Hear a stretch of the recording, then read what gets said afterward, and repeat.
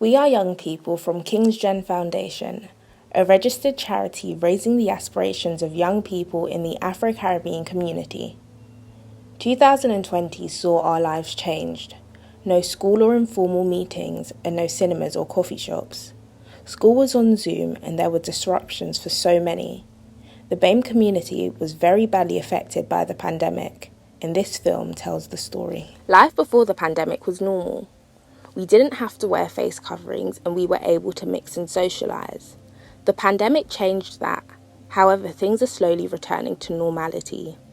We are at school and doing exams, and we can meet together in small groups. Families are being vaccinated, but some are still hesitant to take the vaccine.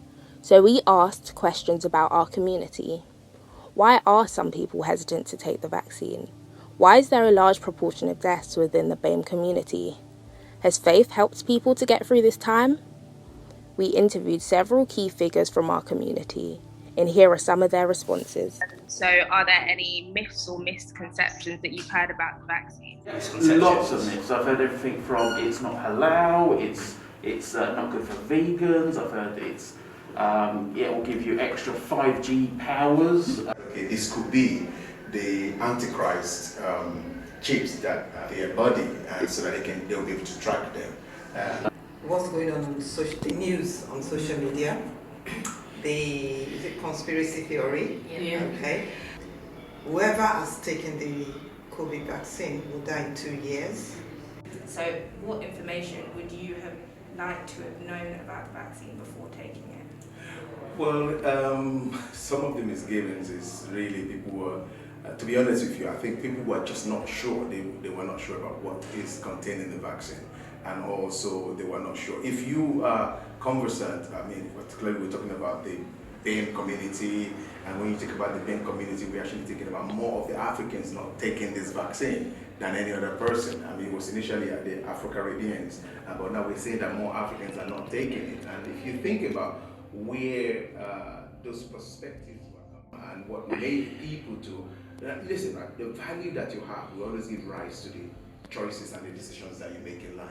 Do you think that COVID-19 has affected BAME communities disproportionately? I'd say it probably has, because I've seen some of the figures. My wife's a nurse, and it's odd because they all had to, suddenly they all had to go through this whole grading of whether or not they should be working in certain areas. And so I think a lot of her colleagues who were actually part of the BAME community, had to stop working. I think it may have done. I don't think we've seen enough about it. So I think people had been let down at the beginning. I think the other thing was at the beginning where people were almost scared to take the vaccine. So there was a lot of hesitancy about the vaccine because it seemed like this was an illness that almost seemed to be singling out people of color, singling out any people. And they weren't sure that this vaccine wasn't like a test. How do you think we can motivate the BAME community to actually taking the vaccine? From what we're doing now, we're BAME. So, Yeah. and once they see that someone like them has actually had it and speaking about it, and within your family, within your community, in your neighborhood, you just continue to promote it, talk about it. And from a Christian point of view, God wants us to be healthy. He doesn't want to be unhealthy. And there's nothing in the Bible to say that you shouldn't take a vaccine. Vaccines are good. And that I know that lots of ministers have actually come out to say you should be taking it. And those ministers are basically doing it for your own good. People. So what we did as One Vision is, we learned everything. See, we done a webinar with some consultants, and they belong to their community. So, for example, Pakistani community, Polish community, or Indian community doctors came and they just break the barriers of the questions they have, and that really helped people to come forward to take the vaccination program. I think we should do even more.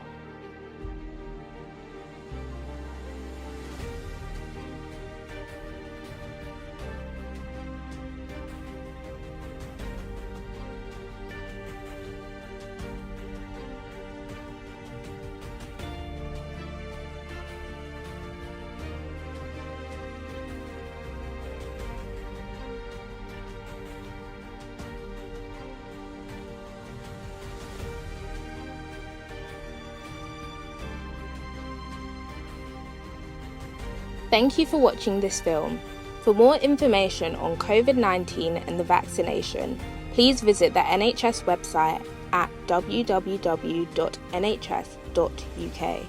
And if you would like to know more about the Kingsgen Foundation, you can visit our website at www.kingsgen.co.uk.